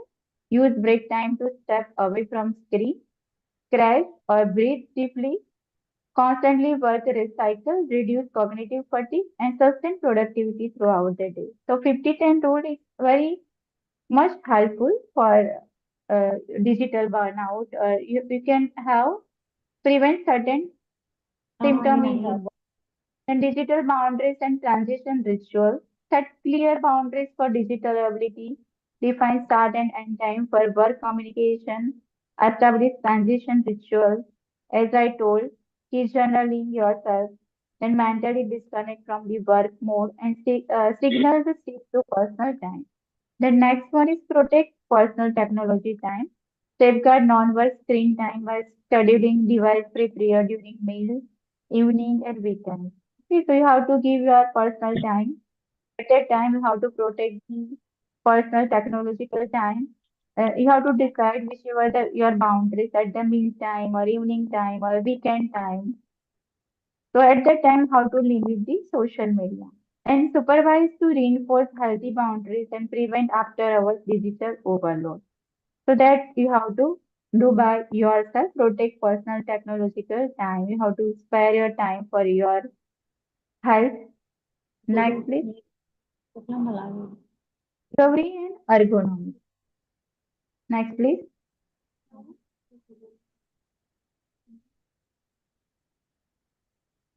So here also you can do for digital burnout, walking and stretching, incorporate daily walk and gentle stretching routine to relieve the physical tension. Short movement break between digital tasks, restore energy and reduce musculoskeletal strain. So whenever you sit, sure your chair, you have to stretch out your body. So like that way you can recover from certain symptoms. Then meditation and mindfulness. Practice breathing exercise, guided meditation, or mindful session every 10 minutes daily. That reduce the stress, sharpen the focus, and support emotional recovery from digital overload. So that is also essential, mindfulness and meditation. Then family and social interaction. That is also one of the essential things to do for prevention of digital burnout. Prioritize face-to-face time with family, friends, and colleagues, meaningful in personal connection, rebuild emotional reserve, and counters the isolation of prolonged digital engagement. Then nature and outdoor exposure. You know, the nature give us the relaxation. It give reduce the anxiety and fear.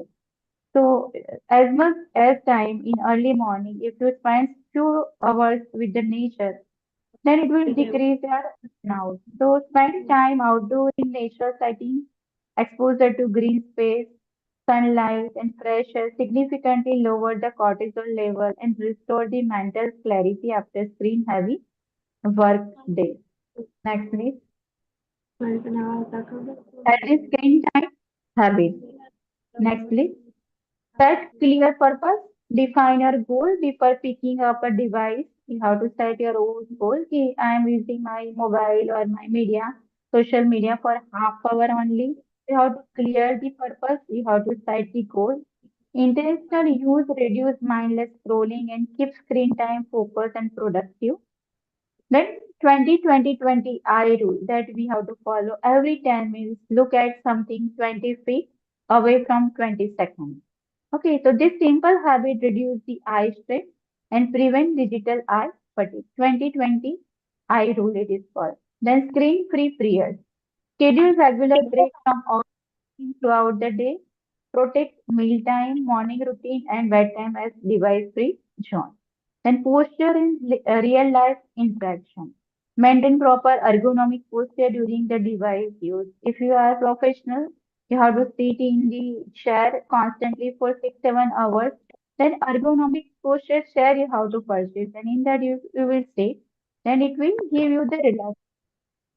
Then prioritize face-to-face social interaction to nurture genuine human connection. So this all screen time habit, healthy screen time habit also decrease the burnout ratio. Next, please. Now see the next last topic, that is digital detox. Next, please. How we can detoxify to ourselves through social media and multimedia. So that is called digital detox. So digital detox, it refers to an intentional period of refraining from the use of digital devices such as smartphone, computer, and social media platform. It is a deliberate and mindful break designed to reduce the stress, restore mental clarity, and re-establish healthier relationship with technology. For healthcare educators, incorporate regular digital detox practice is an essential component of maintaining professional well-being and sustainable performance. Common type of digital detox include daily detox, setting aside device-free hours each day, such as during meal or before bedtime. Then weekend detox, it disconnects from the digital platform over a balance to allow deeper rest. Social media detox, temporarily suspending social media use to reduce the comparison and information overload. Then notification detox.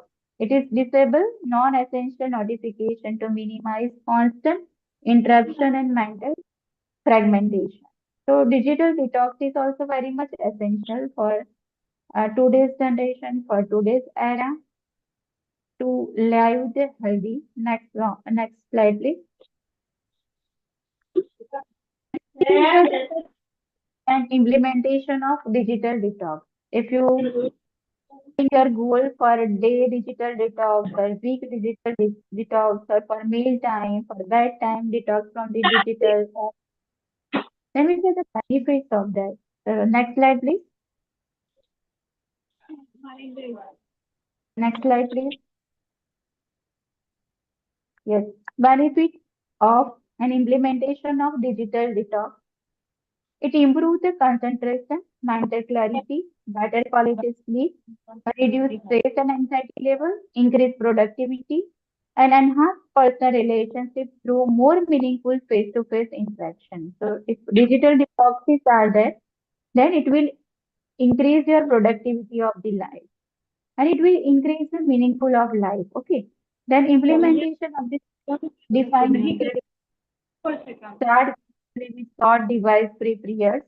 Inform context of your outreach, remove digital distraction from your environment, and engage in full offline activities.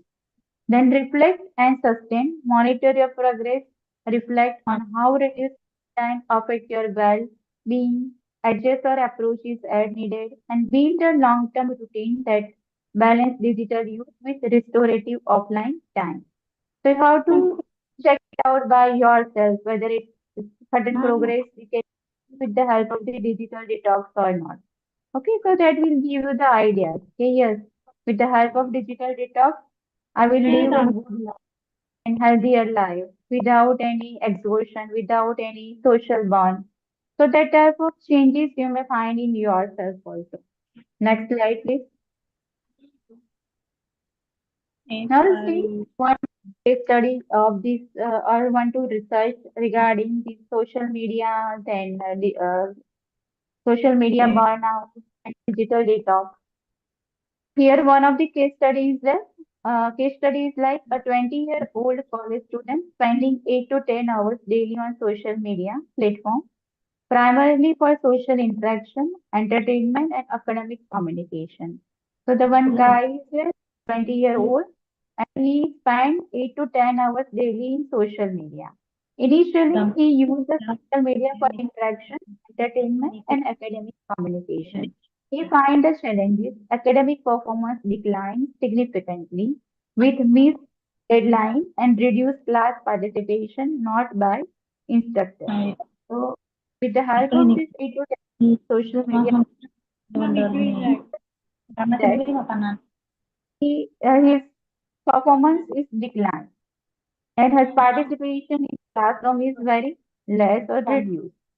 Sleep disturbance is also there. The students reported persistent difficulty falling asleep, frequent late night scrolling, waking up fatigue, directly linked to excessive screen exposure before bedtime, and disrupted circadian rhythm. Circadian rhythm constant order due to 10 hours of utilization of the social media.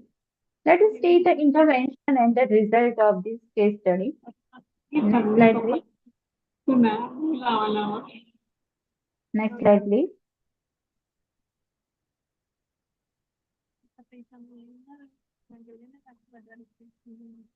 So, intervention and outcome of this study after giving certain type of this strategy to that high. Screen time monitoring introduced with strict 2-hour daily social media limit. Device-free period established during the study hours to restore focus and reduce digital distraction. So this intervention is given to a 20-year-old man, and it will give drastically change in his life, increase physical activity, incorporate into daily routine, weekly digital detox sessions scheduled to allow full mental recovery, reduce compulsive usage patterns. The result of these interventions are 45% reduction in screen time, improved concentration and sleep quality reported, better academic performance observed, demonstrated effectiveness of structured digital boundaries. So here, the instructor gave only 2 hours daily digital on social media platform. Device-free period that is established during the study time. So he focused more at the study period. And because of focusing more, because of social detoxification, because of this and all, 45% reduction in screen time is seen at the end. Concentration is also increased and sleep quality is also improved. So this type of result seen after detoxification of the social media. Next slide. Next slide, please.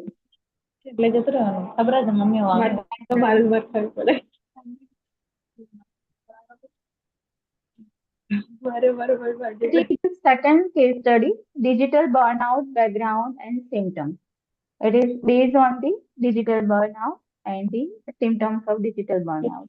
45 recording over 11 hours of daily screen time. Response include virtual lectures, online assessment, and continuous digital communication with student and colleagues. Here, 35-year-old nurse utilize the social media 11 hours daily because lectures, online assessment, and continuous digital communication is with the students and colleagues. That is his job. Symptom reported for 35-year-old guy: persistent mental fatigue, difficulty concentrating, frequent headache, reduced motivation, professional anxiety, sleep difficulty and disturbed rest pattern, eye strain from prolonged screen exposure, and significant emotional exhaustion. These all are the symptoms reported. Intervention recovery. Next slide, please.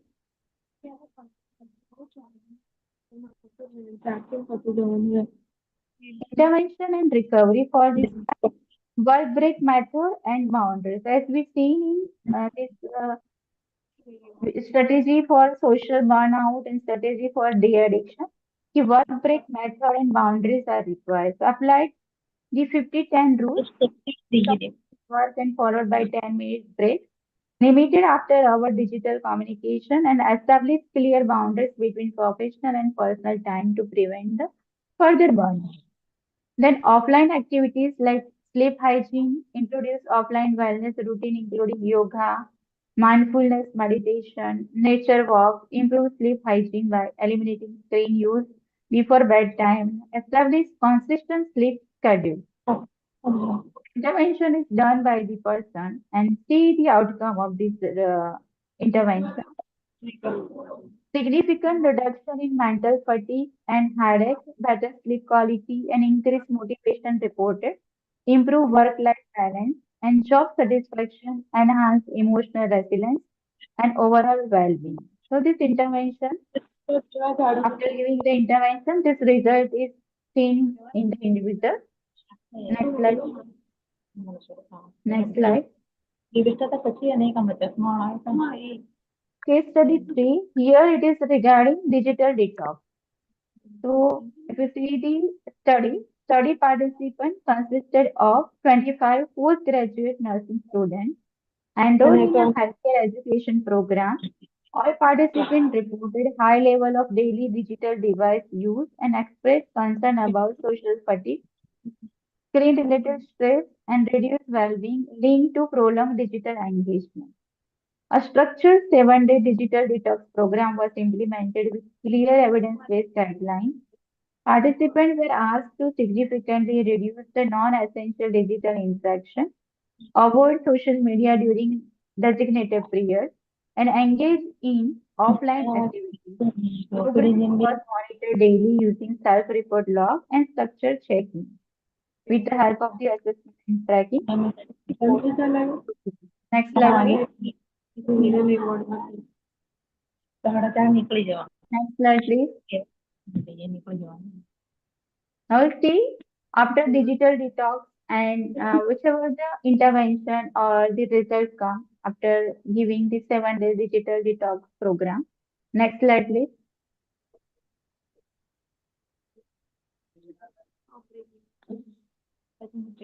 Here you see the major outcome. 72% of concentration improvement, 68% better sleep quality, 64% stress reduction is there, 76% overwhelming is there, significant increase in face-to-face interaction and peer relationships. So digital detox is helpful for nursing students in their interaction, face-to-face interaction and peer relationship is also increased with the help of digital detoxification program.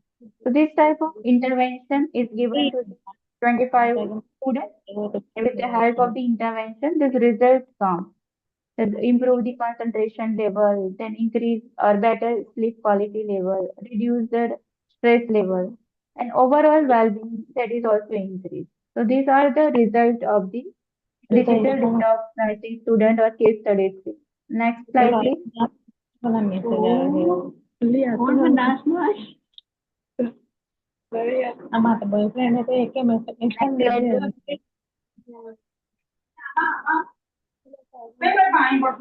Next slide. Next slide. Same here, is a result of the third case study. Next slide, please.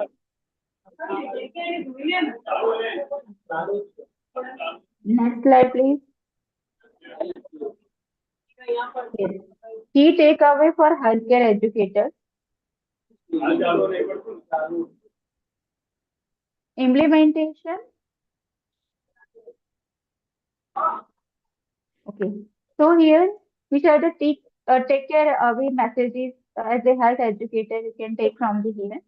Recognition of occupational health concern. Digital overuse is a recognized occupational health risk.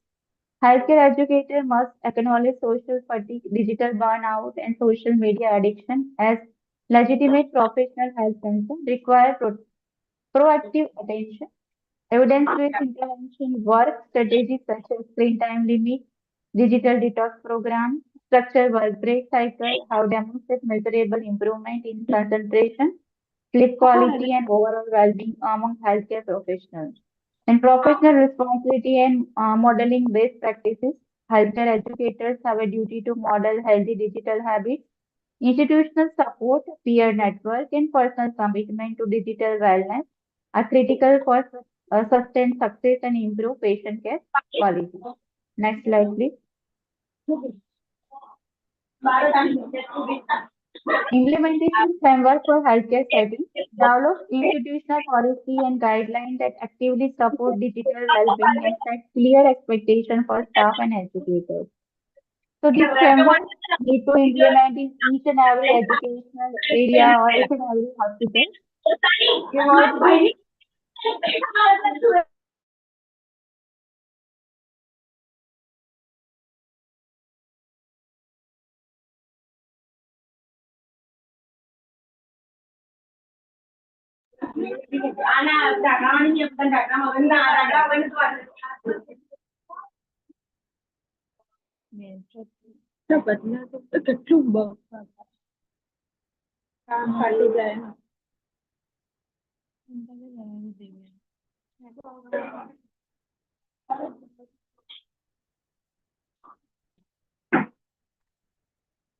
Ma'am, you are muted.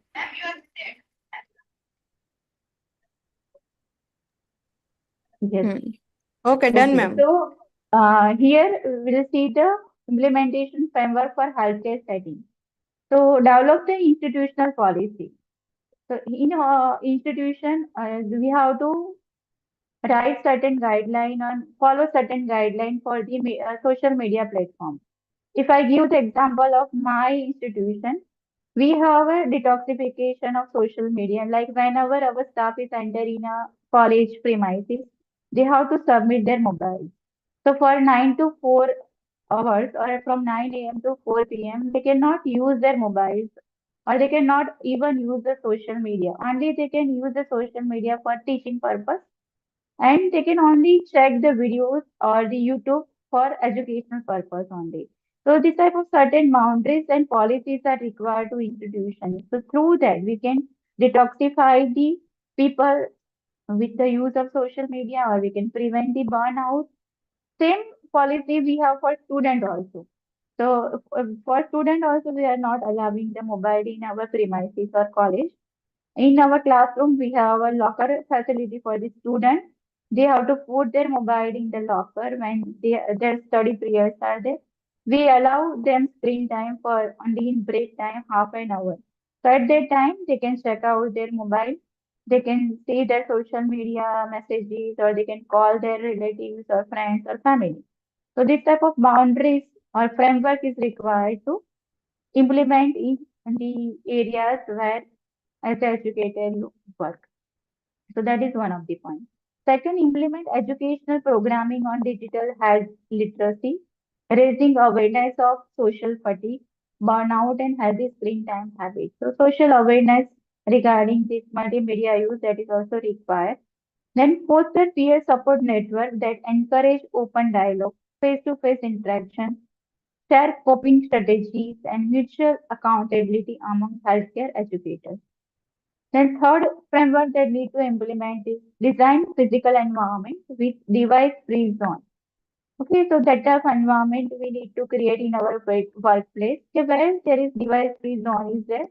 Over there we can have wellness spaces, provide ongoing mental health monitoring and accessible resources where we can do the meditation, yoga, or relax ourselves. So this type of physical environment also need to design it at the workplace. Next, please. Professional recommendation. Next slide, please. As a professional, I recommend you to professional conduct a comprehensive digital audit, track daily screen time, identify peak use period, recognize personal triggers, set baseline metrics to understand your current digital habit and areas needing improvement. So that is audit is also required to check how much total screen time individually access the phone or the multimedia. Then select priority strategy and set the goal. Choose evidence-based strategy tailored to your individual needs. Establish clear, measurable goals. Communicate boundaries to colleagues and implement change gradually for sustainable results. It requires certain time to detoxify yourself. Immediately, no one can detoxify, but it requires with the help of the tracking down, with the help of the journaling, with the help of the assessing yourself, your login time, logout time, everything you are tracking track down. Then one day you can achieve your goal and gradually you can detoxify through multimedia. Then next is monitor outcome and adjust accordingly. Regularly review the progress against your goals. Reflect on what is working, adapt strategy as needed, and seek peer or institutional support to maintain long-term digital wellness. Next, please.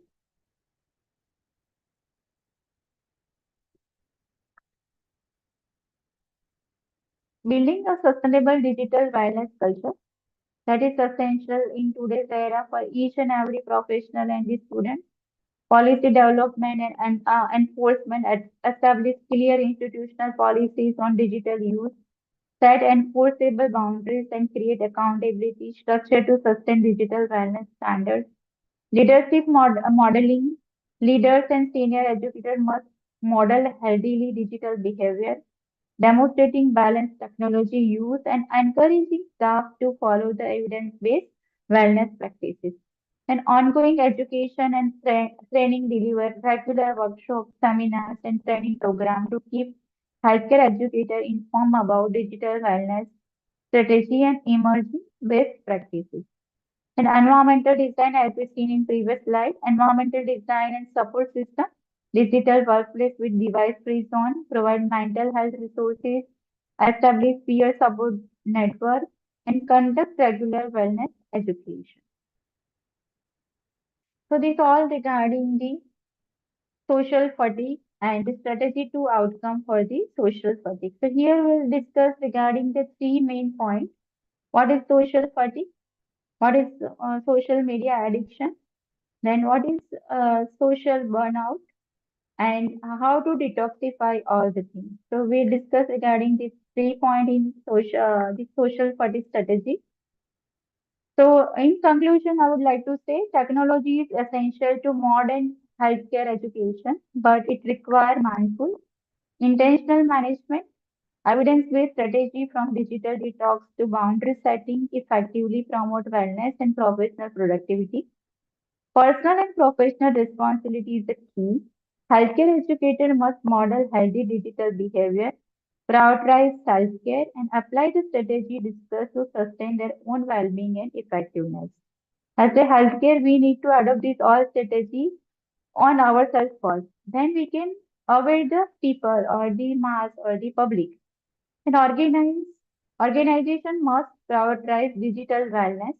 Institutional policies, as I told, we have certain policy in our institution. Same like policy also requiring each and every professional institution having support environment, peer network, and ongoing education are critical for creating a sustainable digital wellness culture in healthcare settings. So this all regarding the uh, social fatigue and strategic outcome. So here the topic is over. So if you have any query in this area, then you can, the session is open for you. You can discuss over here, resolve your question over here. Thank you, organizing team, to give me the opportunity to speak over here. And I must say the topic selected by you, the untold story of social media. It is a really nice topic. Appreciate your effort. Appreciate your teamwork. Thank you once again. Thank you, ma'am. Am I audible? Yes, sir, you are audible. Okay, thank you. Thank you, ma'am. On this wonderful occasion, on behalf of Panchamrat Institute of Nursing, Nicole Ahmedabad, in the collaboration with the Nursing Scholar Society, I extend our heartfelt gratitude to our esteemed speaker, Professor Bhavisha Patel, ma'am, PhD scholar, Vice Principal, and Professor of Community Health Nursing at CM Patel College of Nursing, Gandhinagar, for delivering such an insightful and thought-provoking session on social fatigue and strategy to overcome. As part of our webinar, The Untold Story of Social Media, your practical insight into social fatigue, digital burnout, social media addiction, healthy screen time habits, and digital detox have given us valuable strategies that we can implement in both our professional and personal lives. Today's session has not only increased our knowledge but has also motivated us to become more responsible digital citizens and healthcare educators. A great teacher doesn't just share knowledge, they inspire change. And today, you have done exactly that. We sincerely appreciate the time, effort, and expertise you have shared with us.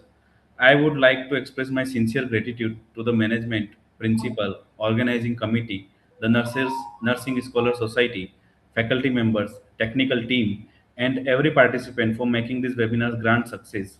Your enthusiasm, participation, and continuous support made today's program truly meaningful. Once again, Professor Bhavisha Patel, ma'am, thank you for your invaluable guidance, inspiring words, and for enriching us with your expertise. We wish you continued success, good health, and many more achievements in your academic and professional journey. With these words, I conclude my thanks and thank you everyone. Have a wonderful day. Thank you, Himanshu sir, for giving me this opportunity. And thank you, Panchamran Institute of Nursing, for giving this opportunity to me. Thank you, everyone. Thank you, Thank you, Naveen sir. Professor And Bhavisha Patel, we- ma'am, for your inspiring and thought-provoking session. Your practical suggestion for achieving a healthy digital lifestyle will certainly benefit all of us. We also extend our sincere thanks to Mr. Naveen Soni, sir, for effectively chairing this session. The webinar, The Untold Story of Social Media, focus on the positive and negative impact of social media in today's world. The session highlighted how social media can support professional growth through networking, personal branding, and career development, while also addressing the challenges of social media addiction, digital burnout, and social fatigue. Participants gained practical strategy for maintaining healthy screen time habits, practicing digital detox, and using social media responsibly for personal and professional success.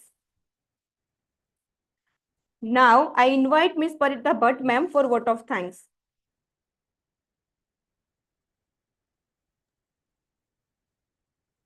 On behalf of Panchamrat Institute of Nursing and the Nursing Scholar Society, I extended my sincere gratitude to our respected dignitaries, speakers, chairperson, faculty members, and all participants for making today's webinar informative and engaging. Thank you for your active participation. We look forward to welcoming you again in next conferences and seminar. Have a wonderful day. Thank you. Thank you, ma'am. Before we conclude, we kindly request all participants to complete the Google feedback form using the link provided. Your valuable feedback will help us improve our future program. Please ensure that you submit the feedback form, and certificate of participant will be issued within 10 days. Thank you for your cooperation and support. Thank you all. Thank you. Thank you, all of you, for being present since 2 days. Thank you, Bhavisha madam, Vinod Maida sir, Parita madam, for today's speaker, Naveen Soni sir. Thank you for being present, and special thanks to all the organizing team, all the scrutiny team, and all my dearmost students to be acknowledged here. You have witnessed these functions with us today. I really thanks for being a participated with and joined with the Panchamrut Institute of Nursing. Thank you once again to everyone. We'll be in touch in futures, and in very few days you will get the all certifications and everything. Thank you once again to join with us.